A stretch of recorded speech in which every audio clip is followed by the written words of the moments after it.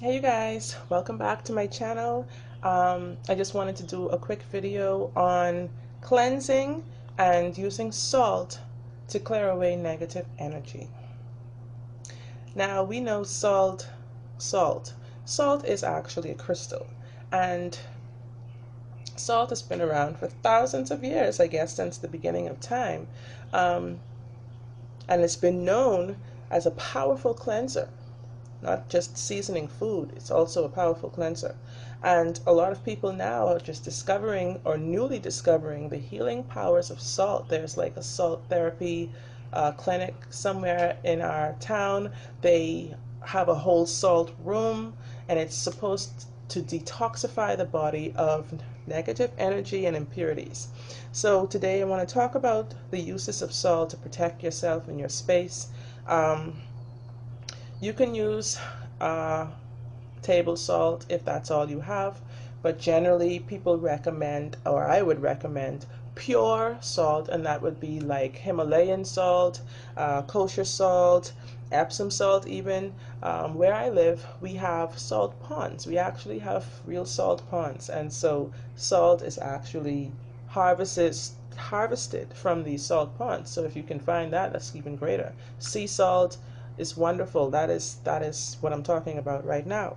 Um, Growing up, salt has always been used around my home for cleansing against negative energies, and so I believe in the power of salt, and I believe in crystals wholeheartedly. So definitely, I'm going to believe in salt. So the first way that you can protect your space is to go around the perimeter of your home. This could be your business, it could be your car, whatever it is that you want to protect. Go around it with salt. And you can actually set your intentions and say, because I believe in the magical sense that the items itself don't do the work alone. It is your intentions that put the fire into whatever it is that you're using, whatever tools you're using. So it is best to go around your home with the intention of clearing away negative energy. And you can speak it as well and say that with this salt, this represents the element of earth. I am now placing this around and banishing all negative energy. Of course, people do it in a counterclockwise direction. That means going away from yourself instead of invoking to yourself. It's banishing. So you go around in the opposite direction.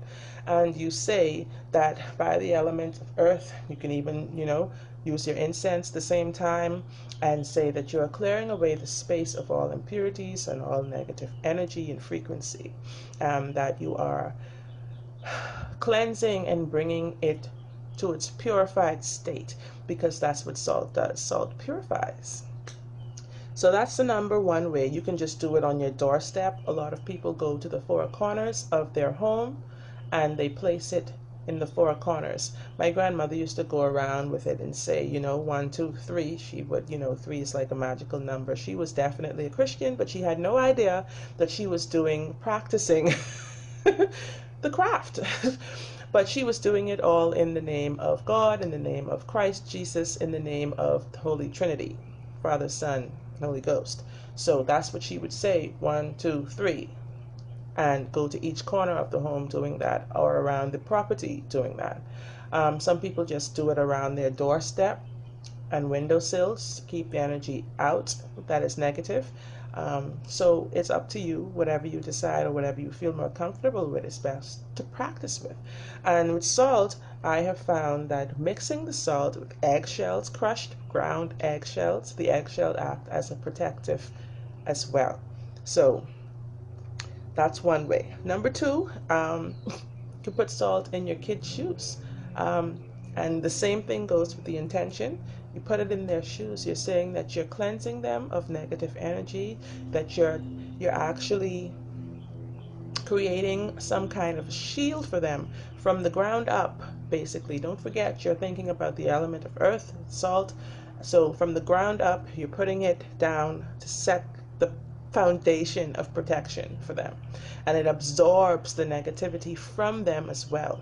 Kids don't always know exactly what's going on. You don't always know what's going on with your kids. In their minds, they're pressured a lot. They have a lot of peers that pressure them. They have a lot of distractions, a lot of things going on. So sometimes you want to make sure that spiritually they are okay. Okay? That's number 2. Number 3, this one I found is effective as well for nightmares, for insomnia, for just horrible sleep patterns, for it makes it better. Putting salt water under your bed at night before you go to sleep.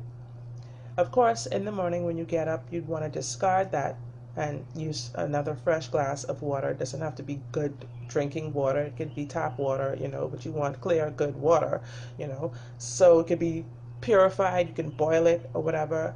And use, I'd say, how much ever salt you feel comfortable with. I would say like 3. You wouldn't want to put like 3 teaspoons of salt every night under your bed. So you can go 1, 2, 3 pinches of salt into the glass of water under your bed. And I would like to say that this is very powerful as well, because my grandmother as well, it is so amazing now that I'm talking about her. She was an avid Christian who definitely did not believe in witchcraft or magic of any sort. She didn't even like street magicians, okay? She thought playing cards was like of the devil. So definitely she was not into the dark magic part of it, but she had no idea that she was actually practicing magic every day almost without knowing it. So she would always say, sometimes I'd fall asleep and leave a glass of water like on my bedside table or something like that. And she'd be like, "Oh, you're gonna drink that the next morning? You're gonna drink that?" I'm like, "Yeah, this is my water. I like it lukewarm anyway." And she's like, "No." She was adamant, "No, don't drink that. Like, throw it away." And I'm like, "Why?" Because she said that overnight the water absorbs energy. It absorbs the spiritual lurkers. And that by drinking it, I'm actually consuming them all over again. And so now for me, growing up, looking at in hindsight at all of this, it's actually amazing. And it's that itself is magical, because she had no idea. But she was really onto something at the same time. And so the salt is actually going to even make this process more powerful, because it is absorbing the negative energies as you sleep. And as we sleep, we know we travel astrally a lot of times. We travel like she used to also say, our spirit leaves our body. And so with this astral travel, that water and that salt is going to help to protect your spirit, your consciousness, and your space. That was what, number 3? Okay, and so salt you can use. It also clears your chakras. It attracts positive energy as well. So number four is like a binding spell. Number 4, you can use salt to stop somebody who is trying to wrong you, somebody who may be lying on you, somebody who may be gossiping about you, somebody who's just probably not on your side, somebody who is looking out to see not your highest good. Okay, an enemy, let's just say. It could be whoever that may be. But what you'd want to do, you can get a picture of them, or if you don't have a picture, you can get an item that belongs to them, like some small item. Could be maybe a piece of clothing or something like that. Or you can even just write their name down on a piece of brown paper. Get a glass jar, half it with salt, and stuff that piece of paper inside there. If it's a picture or whatever item it is, stuff it in that jar. And as you put that in that jar, you want to fold the paper away from you. You don't want to fold it towards you, because don't forget, now you're not bringing something to you. You're actually repelling something away from you. So you want to fold that paper or that picture away from you and drop it in that salty jar and shake that jar up and say that I am binding this person from speaking ill against me. I'm trying to make this not look obscene here, but I'm shaking the jar. Shaking the jar. Binding them from talking smack, binding them from doing smack, doing crap or anything like that, that they have no more power, that their lips are sealed, and my name is nowhere on their mind. Shake that jar, and you can take that jar and hide it away somewhere far in the dark, out of sight, under a cabinet or something like that. You can bury it far away from your yard, just as far away as possible. You don't have to go to the end of the earth to like hide it, but you know, just you want to do it away from your home, your personal space. That's number 4. Then I also found just a simple use of salt. I also smudge with it. So you can use the salt, you can grind it up, and you can use the salt on a piece of charcoal, on a charcoal disc, and you can smudge your space with it. You can cleanse your space just as you use sage. You can use the salt to do the same thing. You can make a witch's protection bottle with salt that is to be taken around with you. You can keep it in your purse, you can keep it in your pocket. There's so many uses for salt that, you know, those are just a few I thought I would run through this morning to let you know, because you don't always have to go through these elaborate routes of means of protection. The simple things that you can find right around your home, and that's the joy and glory of magic, that it is personal and that you can use what you have, and it is something that everybody has their own individual, unique take on. So I hope you guys liked, and I hope you can actually apply some of these practices to your life.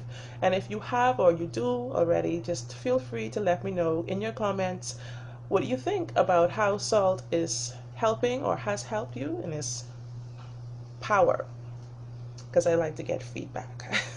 Because like I said, there are not many people that I can talk to personally about these topics, so this is why I do these videos, so that I can share with my spirit tribe, my people who understand what I'm talking about. Okay, so give me a thumbs up. That's 2 thumbs, right? 1 thumb. Give me a thumbs up. Subscribe to my channel, because I am talking about a lot of esoteric topics, and I'm going to be back with so much more. So love you for watching, and hope to see you soon.